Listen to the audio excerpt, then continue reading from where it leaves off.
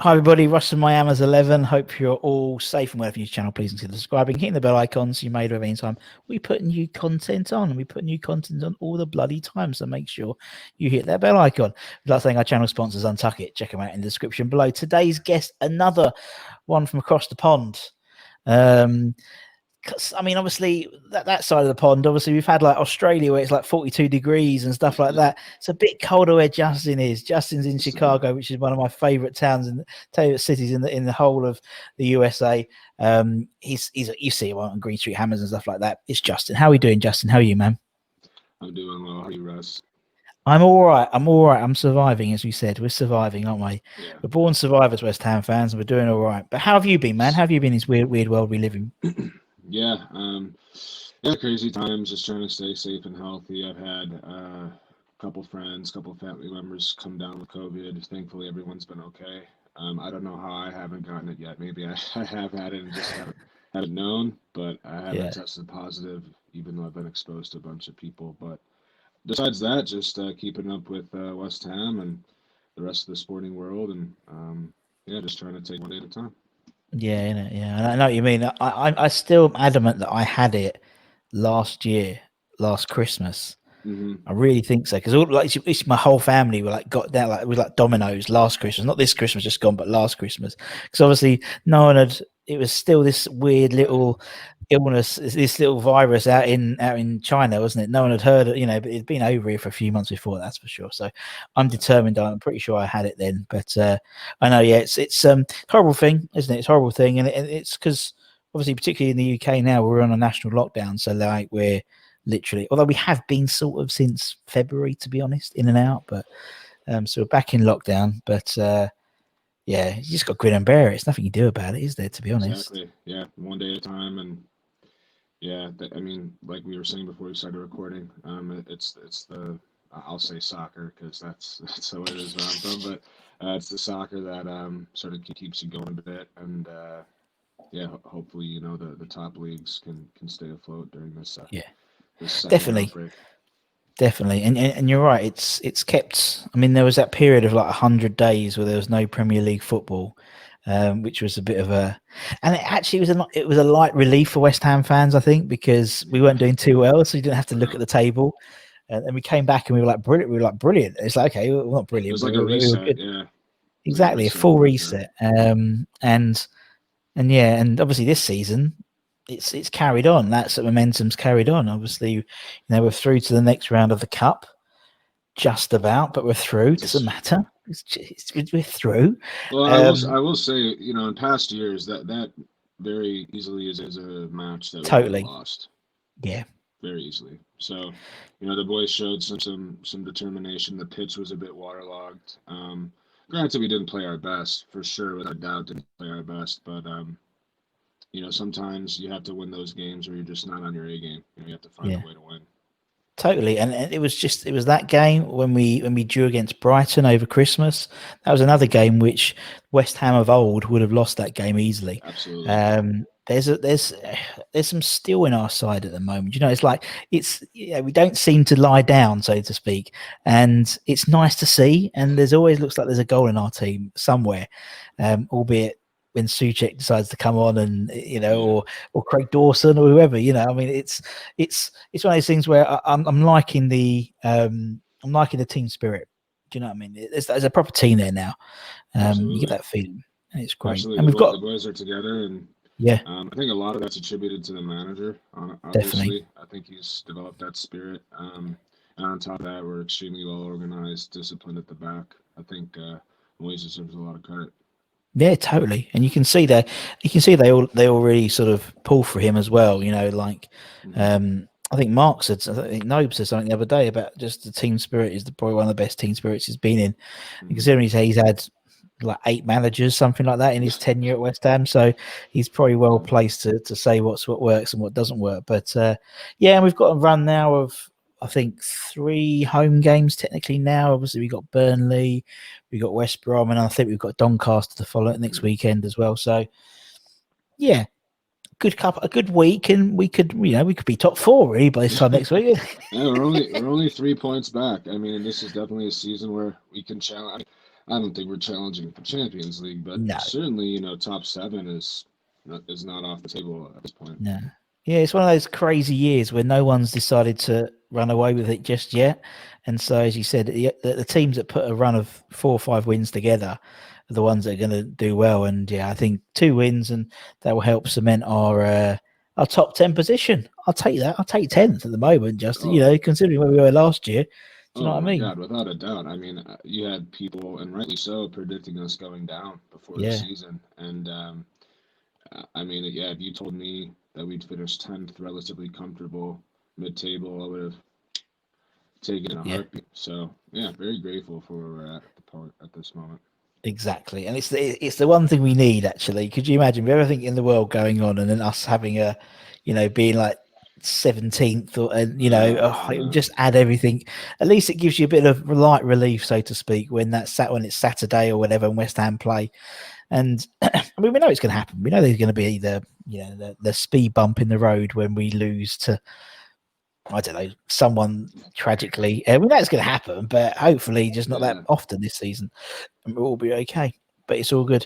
And I always, if I interview someone outside of the UK, I find it incredible. Obviously, we've had people from Australia, we've obviously East Coast, we've had West Coast. I haven't had anyone Central, so I think you're the first Central. We've had nice. India, and I moan about getting up and watching West Ham, or going to the games or whatever. But you guys are up at silly o'clock to watch a game, and it's like, fucking hell. Do you know what I mean? It's like Yeah. I've it's had to wake up. mental. I've had to wake up early. That's for sure. I've had to wake up as early as what we've had some 6:30 a.m. games Yeah, here. So yeah, I've had to wake yeah. up 6 in the morning to go watch a soccer game. It's crazy. It's crazy. But no, it's just so much. I think the guys outside the UK particularly, they have this sort of it's like an extra level of fanaticism, because obviously you guys are getting up so early in the morning, but you're not like where we're here. I live like 20 minutes away from the ground, 25 minutes. I think we're a little bit spoilt by that fact that you guys, you're over there, you're how many thousands of miles away, and you Yeah. just have this extra fanaticism of being a West Ham fan. I just find it amazing, absolutely amazing. This weird little club in East London has this sort of pool of fans all. I mean, it was we just talking about just now, the American Hammers Network. It's like Right. phenomenal. How many fan groups there are of West Ham, and I was a bit naive to it before I started doing this. And we talk about the charity stuff. We get money from donations from Thailand, or Lee and Tim from the American, or Adam. They'll donate, and it's like, it's for Newham. It's for like, I don't even live in Newham, but like, you guys, it's like, I just find it awesome, absolutely awesome. The sort of the global reach of our fan base. It's incredible, man. Absolutely incredible. Well, I I do I know. do think that is attributed to the fact that at least from my personal experience, you guys over there in the UK, those that grew up with it, that were born into it. Um, I've never once met anyone that has, turned their nose up at me or anyone else that I know Yeah, simply because we're not from the UK or because we're American. It's simply, oh, you root for West Ham, you're one of us, and it's been a very supportive um, group of fans that again they support each other. So I think that has a lot to do with it. Also, the fact that over the last 5 to 7 years, you can basically see every game on TV now. Um, yeah. that's certainly helped as well. But yeah, I was never gonna pick Liverpool or United or any of those big boys. So I'm glad I picked West Ham. So why did you pick West Ham, Justin? Yeah, What's your origin story? If he was a Marvel superhero, why West yeah. Ham, man? So I'll tell a bit of a longer version. Go, yes, So please. I've always loved soccer. Wasn't really good at playing it, but loved watching it. Just loved just loved everything about the game. Had a really good friend in grade school who was Ukrainian and loved Andrei Shevchenko. So we would watch those great Milan teams in the early 2000s and mid 2000s who Brilliant. were winning Champions Leagues, and I just fell in love with the game right then and there. Um, and then in college, I was friends with a lot of the soccer team at university. Yeah, Of course, they loved the game. They played it, and of course. they had their own teams. And so I would watch along with them. I'd get up and watch, Premier League in the mornings. And over time, I said, I want my own team. And Premier League was by far the league that was on TV the most. So I wanted to pick a Premier League team. But again, I just didn't want to pick Liverpool or City, or just because they Sure. were well known. I wanted to do some research, and I decided that I wanted to pick a team that maybe had some similarities to one of the teams that I loved and I had season tickets to growing up, the Chicago Cubs, Major League Baseball team, who was Yeah, actually supposed to play at the London Stadium this past summer. they were. Yeah, but so at that time, the Cubs had not won a championship in, at that time, it was 105 years. They have since won one. That was one similarity right there, right? Cubs don't win a lot. West Ham don't win a lot, so there you go. And then also at the old Bowl Inn, those flats, those apartment buildings where you could, if you high enough, you could see, Yeah, maybe like 50, 60% of the pitch. Wrigley Field, Cub Wrigley Field. Yeah, Stadium, as yeah, you know, they also have those rooftops that you can yeah, see into the game. So that was a cool similarity. And so I went down the rabbit hole, did some research into the history of the club. Learned about the Boys of '86, Hurst, um, Hurst and Moore winning the World Cup in '66. The Bowling Ground, of course, the fans being working class, really loving their team. I watched a bunch of YouTube videos. People never said anything bad about West Ham fans. West Ham fans, proper fans, knew the yeah. game, knew to support their club.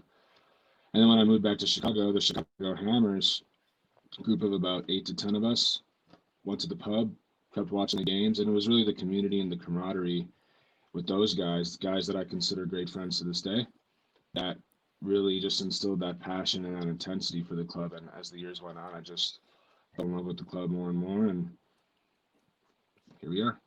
That was it. Here we are. Here, yeah. I love it, and I love the fact there was a period of research as well. So, Yeah, yeah, I think I that's mean, good. I didn't That's grow smart. up there, I didn't grow up there. Nah, yeah, I'm a yeah, Chicago sports fan, so I was born into all the rest of the sports, but I wanted to make sure that I had some connection, right? Had some, even yeah. just a little connection to Chicago sports team in some way, shape, or form. And I'm glad I chose West Ham. Absolutely, I'm thankful every day that I did instead of like Watford or something like that. I don't know. But I mean, and that's what I think.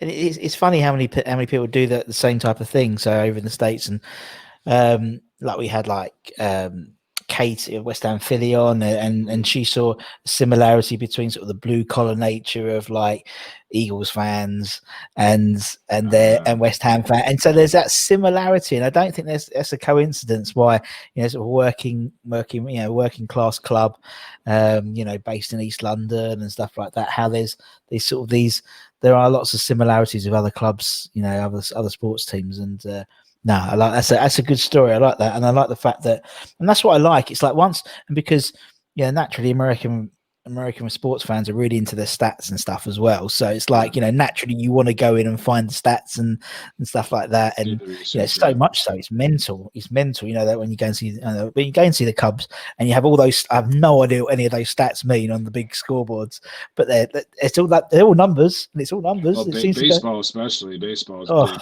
stats. I mean, you can go down the rabbit hole for years with that. Yeah.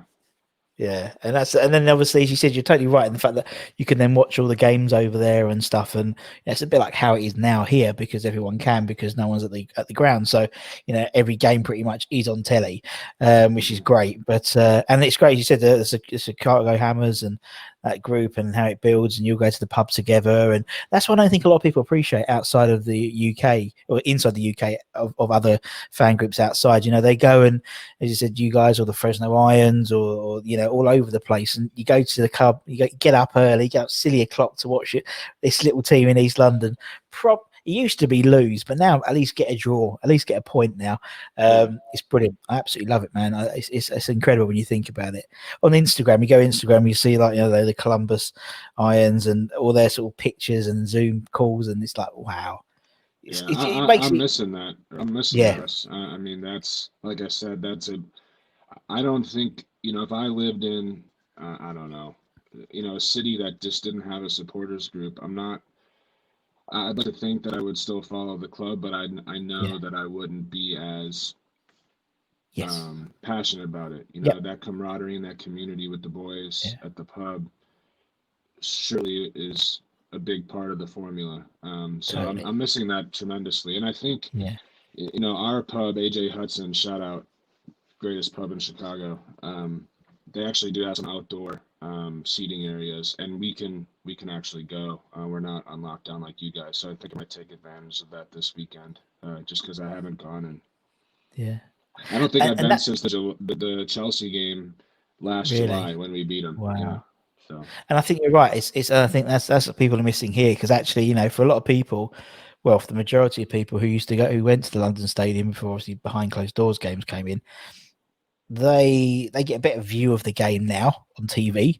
But they would swap that for the camaraderie, for going to the pub beforehand, and the supporters clubs, or the boats and stuff like that beforehand, and sort of seeing people they know. And I was talking to someone the other day, and it sort of it made a really good point. A lot of these people who you don't really know, who you sit around, your season tickets, and you sit around these people, they might not be there when you come back, yeah, because they might be old, or they might have decided not to take their season ticket anymore because of the risks involved. It's horrible to think about it, but it'd be the day we all get back into that stadium and can sing Bubbles together and stuff will be a very emotional day. it will be. And yeah, but obviously that'll be the last thing to get back to normal. I think will be mass sports events and concerts and stuff like that. But hey ho, hey ho. I don't think West Ham fans will mind us having finishing 8th and having a cup run, and if it means we couldn't go to the stadium this year. It's typical West Ham, though, isn't it? Typical. Just The year that they figure it all out, we can't be there to watch it. Yeah, exactly, but yeah, exactly. I know. What can you do? No, you can't. It's just typical West Ham. That's why I love them. I'd rather have that than a relegation battle, though. I'll tell you Oh that. yeah. Exactly. I feel sorry for teams like I feel sorry for people like West Brom, just because they've got Big Sam in charge. Not just because they've got Big Sam in charge, but their supporters. So they got promoted last season, or they got promoted into the Premier League this season. They could clearly almost, the chances they're probably going to go down. And then when they go back to see them again, they'll be back in the Championship. So there's a whole Premier League season where they haven't been able to go and see their team and cheer them on. And same like Watford fans and Bournemouth fans. I mean, the last time they saw their club, they were in the Premier League, and now they're in the Championship. And I count ourselves very lucky in that respect. Absolutely. Yeah, but anyway. So what we like to do on the show is we do the whole thing's called My Hammers 11. So everyone we interview, basically, we ask them to put together their 11. So basically, you can use whatever criteria you want to use, but the only rule is, Justin, that you have to be alive to have seen them play. So you couldn't put in people like Hurst, Peters, Moore, because you never saw them play. And so, because otherwise that's what you would do. If you wanted to put your Hammers 11, it would be, as you said, Phil Parks and but we never saw him play. So we had, we've got Roberto and people like that instead. It's a bit of a spoiler, just in case you. I don't have to have seen them play, but I just have to be alive during the time in which they played. All right. Yeah. And I've changed the goalposts a little bit, so to speak, because of that fact. Because like a lot of people who, like, I don't know, the Indian Hammers, bless them, they've only seen one game at Upton Park, and so if you said, Pete, we have to have seen, like, I go, well, that's just that one team, Right. 1 to 11, done. So that's basically the rule we put in place. But end of the day, I'm not going to be coming around with a baseball bat, Justin, if you've picked a goalkeeper you haven't. It's just interesting to see. So we've had over 250 guests on the channel, which is pretty amazing, really. Right, okay. So for the Justin 11. Who's between the sticks? Who is your number one? Who's your keeper? That's the question. Yeah, I went back and forth on this quite a bit, but I'm going to go with Miklosko. He was probably the first really great keeper that we had in the Premier League era, and he also has one of the best chants, fan chants. Yeah. The first chant that I learned as a fan as well, and it's one of our favorites down at the pub here in Chicago. I obviously never saw him play, but I've seen highlights, especially of that match against United, Yeah, when I think he helped Blackburn win the title, yeah. by keeping United at a draw, or maybe we beat him. I'm not sure, but yeah, There's a I'm gonna draw. go Yeah, with draw. Miklosko. The big man, big loopy Ludo. Yeah, no, he's it's funny, isn't it, when you see goalkeepers? It's probably one of the one positions that most that people don't. There's not. There's lots of keepers to choose from. You know, it's like other positions, not so many we've had to choose from. But goalkeepers isn't too bad. And obviously we got Shaka's over there doing the doing coverage of the soccer as well. That's He's out true. in the East Yeah, Coast. God bless him. Love him. Love him. Love him. ESPN. Love him. Yeah, Yeah, he's a good man. He's a good man. It's funny how there's certain players, ex-professionals, who you wouldn't think would be good pundits are in America, are on ESPN. So like Warren Barton's that was doing quite a bit of stuff over there a while ago, and was it Robbie Mustoe and various others, and it's like some random ones have moved over. Most of those on NBC Yeah, NBC Sports. Yeah, yeah, he's doing really he's well. Yeah, they are. It's like, really? It's like, yeah, he's got, whereas here, like all the pundits tend to be like Gary Neville, Jamie Carragher, the guys who have had established Premier League careers. It was like it's almost like the broadcasters over there took a punt on some of the best, maybe not so well known players, but they turn out to be really good pundits. Robbie Mustoe, I think, is a very, really good pundit. No, Um, amazing. right. Okay. Let's go into defence. You go for the defence. Have you got them written down, Justin? So you Yeah. take one at a time. So left back, Yeah. Terminator, Julian Dicks, one of my favorite players. Wish I would have seen him play. Loved the way he played. Obviously rough around the edges. Yeah. I loved the way he took penalties as well. Just sprinted right after it, no fluff, banged it in there. Um, so yeah, for me, Julian Dicks all day at left back. Yeah, Yeah, top man, top man, top man. No, I love him. He was in mine anyway. yeah. That's what. Yeah, I'm sort of what my next challenge is to try and interview every one of my 11 and get them on the channel. So far, I've got Well, you've had some pretty big ones. but I've only had one of my 11 so Oh, far. okay. So Who is that? Trevor Sinclair. So Trevor Mm, Sinclair, he was one of my 11. So I've had him on.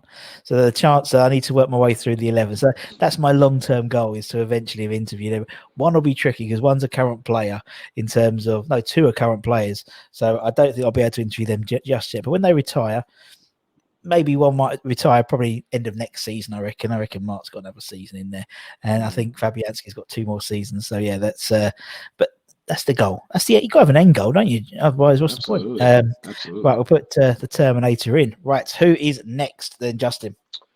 Yeah. So a center back. I'm gonna go Rio. Um, You. he was growing up in the States 10, 15 years ago. Not a whole lot of soccer on TV, Yeah. but United was on TV a lot, and Rio Ferdinand was one of the first players that I knew of. And then of course, as I learned about the West Ham, realized how he was an integral, one of the best youngsters we've ever had. So smooth on the ball, great defender. Yeah, Rio for me. Yeah, classy Yeah. man, very classy man, on and off the pitch. Old Rio was right. Okay, or Rio is. He's not dead. Yeah, he's still around. There's an excuse. No, so yeah, good old Rio. Rolls Royce, as Harry Redknapp used to call him. Rolls Royce Rio is here. Who's the other centre back then, Justin? I'm gonna go Alvin Martin. Um, so he did play into the mid '90s, and I was born in the early '90s. So See, he counts, yeah. yeah, so he counts. Yeah, obviously just a man who was very loyal to West Ham, stuck around for I don't even know how many years, probably 15 or more. 20 Um, years, I think, something like that. 20, yeah. Um, I mean, that moment with his son last season when he kept a clean sheet. Um, David Martin. Yeah, yeah, just a warm moment, and did some research on him, and really, was a loyal servant to the club. Top So I'm gonna man. go Alvin Yeah, he Martin. is. It's crazy to think of it being that instant being last season, and it seems Yeah, like an absolute age. Do you know what I mean? It seems an absolute age ago. yeah. It's like it Seems just like three seems seasons mental. ago. Yeah, it seems ages ago, and also, technically last because of obviously everything, the season going on longer and stuff. It's like we had, we had Pellegrini last season. It just Yeah. seems it's like time has just merged into this massive like vortex. It's like I don't know I know what day it is when I have to take the trash out. That's the only day I know is when the trash day is. And with Christmas, all the trash days, and I've said trash, not rubbish, because I'm talking to Justin. And all and it's like and now because of Christmas, they change because they have bank holidays here and stuff like that over Christmas. So the days change. So my mind is blown. I don't know what day is which. I wake up thinking, is it West Ham today? I don't know. Do I have to go to the ground? It's a nightmare. But yeah, it's crazy to think of that being last year. Oh, it's mental. Right. Okay. So Alvin's in right back. Who's going to be right back for you? Yeah, well, as you know, we've struggled at this position for quite some time. So I just went with James Tomkins. He was on the team when I first started watching the club. I never thought we really should have sold him, to be honest. No. I think he's been doing really well at Palace. Yeah, I mean, not one of the West Ham greats, but I believe he went through the academy, if I'm not mistaken. Yeah. And I think he really loved the club, and I thought he was very solid at right back. Mm. So yeah, I'm gonna go James Tomkins. Yeah, he was. And I think you're right. He's one of those players I don't think we should have got rid of. In hindsight, I think if memory serves correctly, it's literally very soon after he left to Palace. I think we had a couple of injuries where we needed him. It was too late then. We'd already sold him. But I've got a feeling. That Big Sam's taking him to West Brom this transfer window. I reckon. Interesting. I don't think he's getting much game time at Palace at the moment, and yeah, you can see he's trying to get his. I mean, he's got Snodgrass in now, isn't he? And he's getting that sort of old boy, because it's us lot to need to get him out of the shit. You know what I mean? So the West Ham, we were used to it in terms of relegation battles, so we know what to do. Unfortunately, right? Okay, that's your back four. That's your goalkeeper. Midfield. Let's go into midfield, Justin. Who we got? Who's your first one? Yeah, I mean, I'll start off with Mr. West Ham, Mark Noble. I mean, he, um, epitomizes West Ham for me, at least for my generation. Loyal servant to the club. Probably like you said, only one more year. I know they extended. I think they're going to extend them to another year after this. Probably won't play that much. Hopefully, I can see him play one last time live. But yeah, Mark Noble for me. I mean, I think he's got to be in nearly every West Ham 11 at this point. Yeah, well, I mean, particularly for you, he's been associated to West Ham as soon as you, probably the whole length of you being into West Ham and before, obviously, so he's Mr. West Ham to you really, and yeah, I think they'll give him one more, and we know his days are numbered. He knows his days are numbered, and it's just it's how you manage that, and I think it wouldn't be right for Martin O'Neill to retire this season with no fans in the stadium. And I know football, and I know sentiment in football seems to be like absolutely non-existent, but I think for this one, I think they can make an exception, and he's still like a fantastic team. He's a great club captain, and we know that because you see just how much respect Declan Rice has when he comes on and he's the captain. He gives it, you're the gaffer, not you're the top man, not me. So, yeah, he commands a lot of respect. And I thought we had a good game against Stockport the other. We had a good game, proper like old school football. That was, he was, and it was like I was talking about the other day. The art of a sliding tackle. You don't get any sliding tackles anymore nowadays. But Mark, yes, at the Stockport game, 4 or 5 times proper old school sliding tackles and that bog of a pitch. But yeah, it's we'll put Mr. West Ham in. Okay, Mr. West Ham is in. Mr. Modern Day West Ham, sorry. For people who fans of Billy Bonds and stuff. Modern Day West Ham. Who is next then, Justin? Yeah, I mean, in the midfield, I know he started off as a defender, but Declan Rice. He's been a midfielder for us for the last few years, and he's the best. Besides Dimitri Payet, I think he's the best player I've seen live in a West Ham shirt. I mean, the kid, and he's only 20. It's just amazing that he's only 21 years old. It's unfortunate too, because he's not going to stay with us forever, and it's a shame. That's why I do think it's so important to get European football this season. or to qualify at least, because Yeah, maybe you get him to stay another year if that happens. But so good with the ball. You saw those driving runs he made against Stockport and yeah. in other matches as well. And then, he's a natural defender too. When he comes on someone with the ball, there's a good chance that he's going to take it from him. But yeah, just and like he also has those leadership qualities. If Noble's not on the pitch, he's been the captain, right? So Yeah, definitely. um, yeah, like I said, he's one of the best players I've seen in a West Ham jersey. No, I agree. Uh, yeah, so And definitely nice. and I mean, in terms of as you said, his age and the fact that he has this incredible leadership quality, there was no two ways that when Mark's not in the team, there's no sort of second guessing that Declan's going to be the captain, and that's Absolutely. mental when you think how young he is. And they did a stat on the Stockport County game that he's played every minute of the Premier League of Premier League football for the last season and a half, Mm. which is like absolutely mental when you think nowadays with so many games and rests and things like that to play every minute of every Premier League game. I think last year he was one of, I think only 4 people have played every minute of the Premier League last season or something like that, and he was one of those 4. He is immense. He's an immense player, and I honestly believe we've only scratched the surface with him as a player. I As he agree. matures even more. No, he's phenomenal. He's phenomenal, and I think he's great. And as you said, I think with the fact that if Mark is given like one more year, for example, there's that carrot over Declan's nose, so to speak. Stay with us for another year.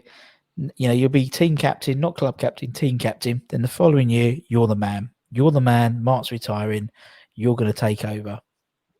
Who knows? Who knows?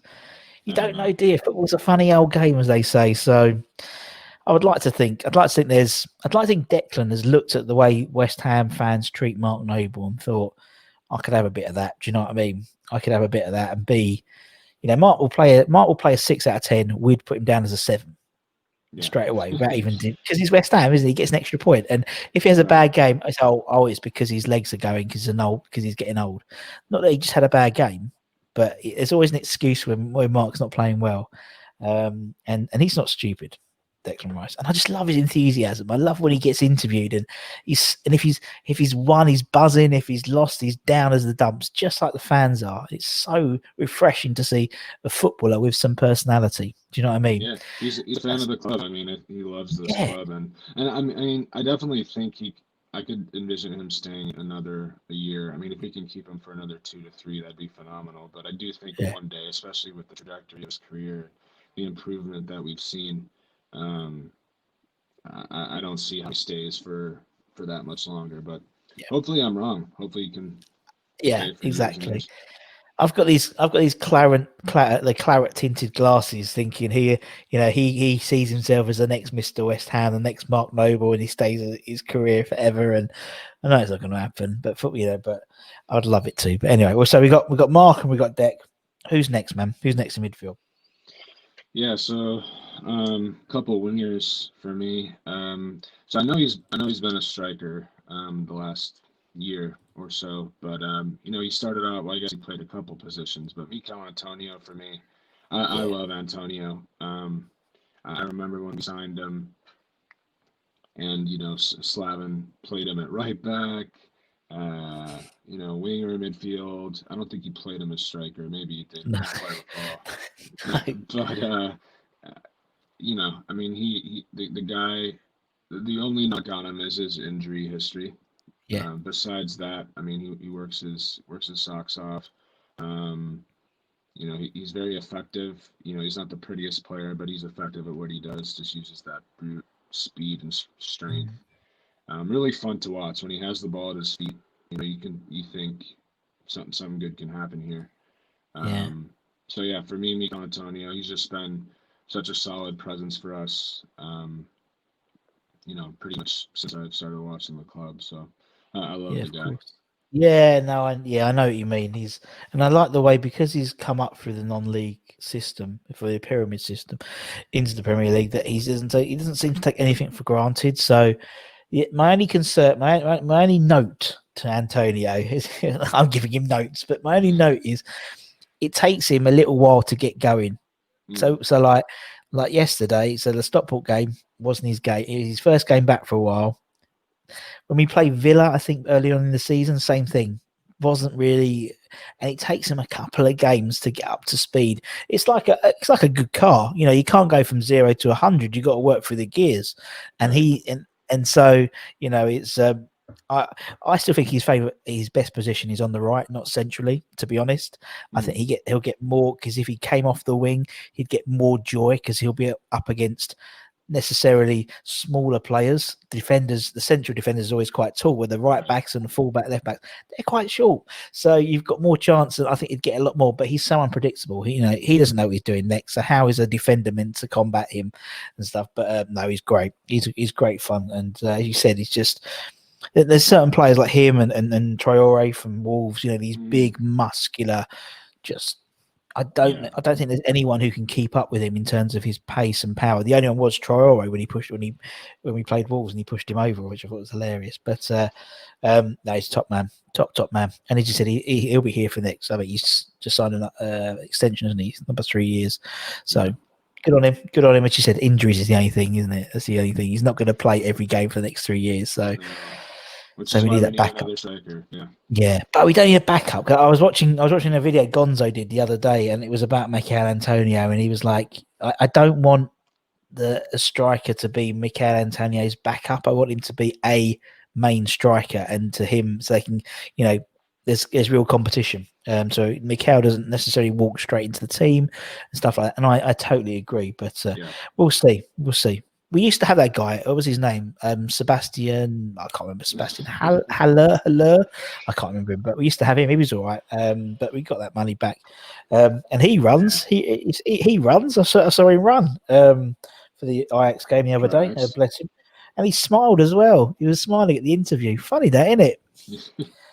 But anyway, Michail Antonio. Okay, who's the other wing? He said there's a couple of wingers. Who's the other winger going to be, man? Yeah, just like you, Trevor Sinclair. Yeah, just a great player for us. England international as well. I think he played in that 2002 World Cup for you guys. Yep. Yeah, great player. Gave the assist on that Di Canio goal, which was the best goal that I think I've seen, highlights or whatever. And also I like the fact that Trevor has been fairly outspoken on social media over the last year or so, maybe even longer, about the board, about GSB out. He gets it, and he's on the fan side, which is great to see. Because he didn't play for us. He wasn't like a one club man. He played for other clubs as well, but he seems to have like a special place in his heart for the club, in my opinion. And like I said, he's on the fan side when it comes to. No, I do. I agree. I agree totally. He is. Obviously, I'm doing this. Obviously, we've had Trevor on the show. We've had him on a couple of shows, actually. Bless him. He and we're on talking terms. It's crazy when you think about it. But we DM each other occasionally and things like that. But he is an incredibly passionate man about West Ham. Incredibly passionate. Like a case in point. So during the first lockdown, and the club had put these almost like Panini pictures, like soccer, football sticker pictures type things of various legends around the ground outside. And obviously I'm still at the ground, so I saw them put up. So I thought, and I was walking around, and they had obviously, Bobby Moore and Rio and people like that. But they've got a picture of Trevor. And I knew they would do. Of course, he was integral to that our famous sort of when we Harry Redknapp era. Just took a picture and sent it to him. I went, Trev, just saw this. I thought you'd like to see. The response I got was just phenomenal. He was so touched.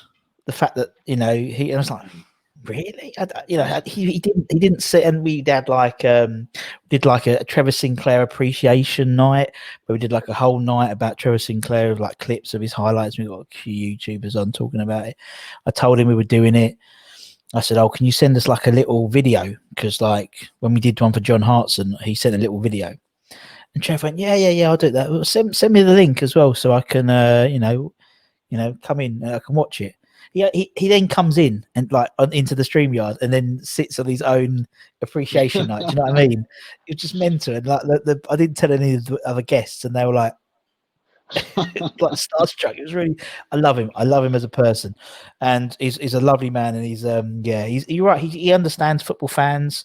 He understands people's frustrations, and there's a few people like that. There's him and someone like Ian Bishop as well. Ian Bishop's the same. He's very much, outspoken on Twitter. And I think they should interact with fans on Twitter in that way, so, because to be honest, you can't do anything else anymore. You can't take a selfie. Yeah. You can't get someone to autograph anything or anything like that, can you? Because of COVID restrictions. So a like from Trevor Sinclair, a share, a follow, whatever is the modern day equivalent of a selfie at the moment, which is mental to think about that a year ago. But because we put Trevor Sinclair in here, we'll get a like because he'll like the video because it's got his name in it. So it's all good.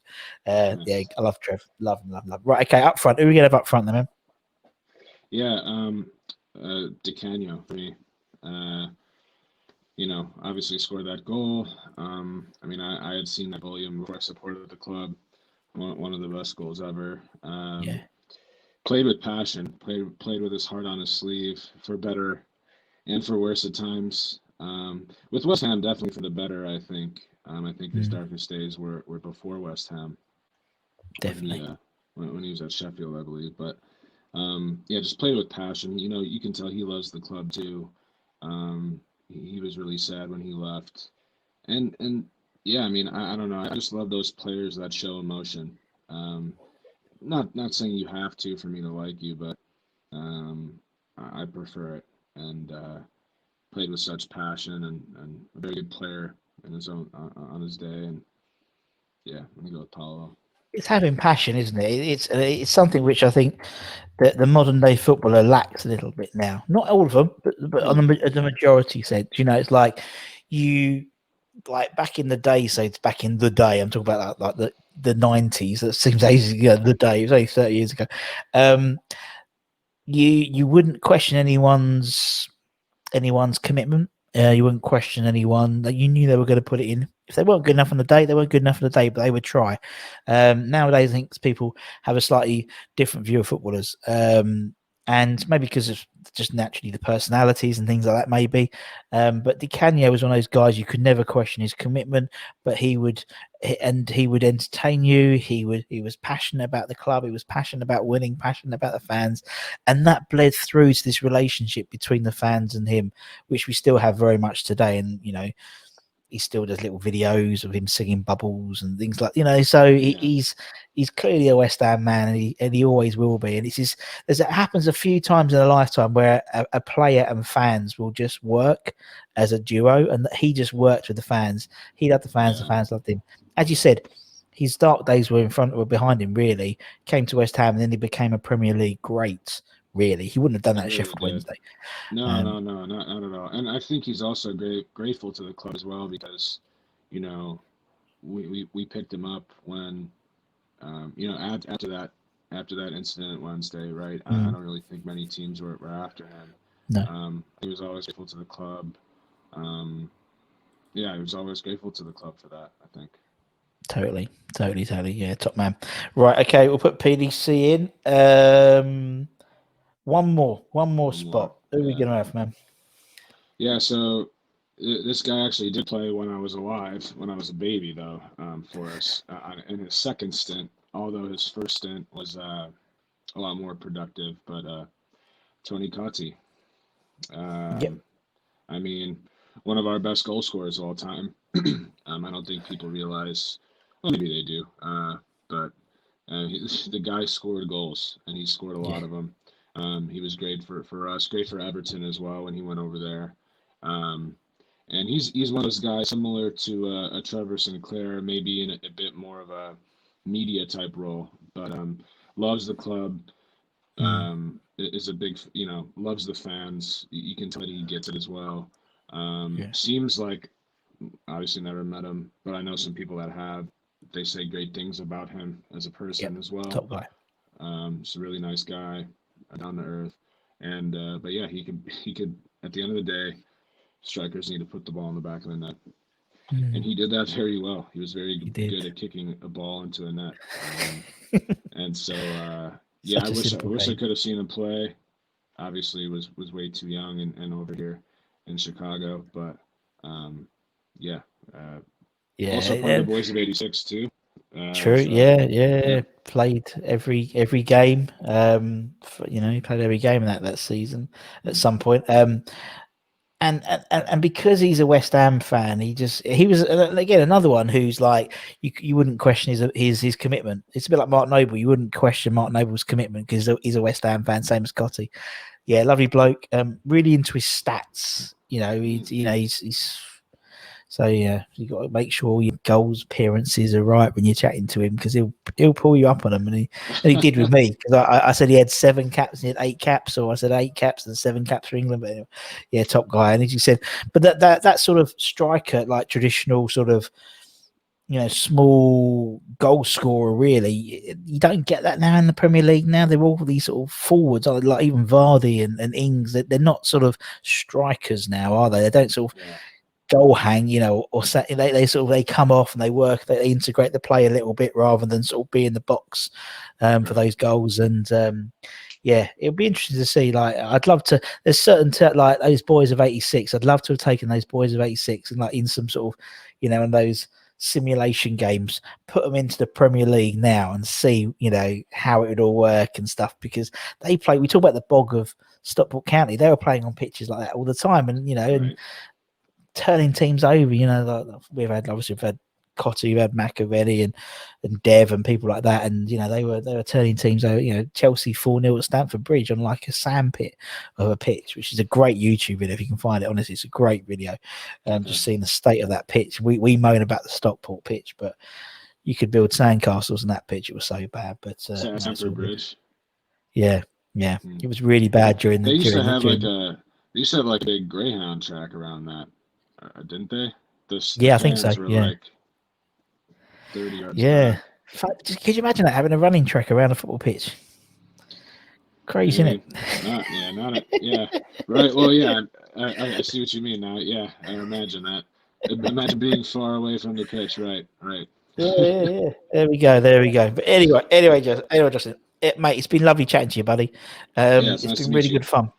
Really, really good fun, and thank you so much for your time more than anything. I know you're a busy man, you're working and stuff, so appreciate your time, and obviously the time differences as well. So it'll be almost lunchtime in a couple of hours. You just had your breakfast, so yeah, it's breakfast time first. I'm already thinking about lunch. Yeah. Brilliant. All right, man. Thank you so much for your time, and obviously thanks to everyone else for watching or listening. Whatever you do, give it a like, give it a share, whatever platform you're listening and watching it on. And from myself and from Justin, take care, everyone. Stay safe, wash those hands, come in your irons, and we'll see you again very, very soon. Take care, everyone. Much love. Bye-bye.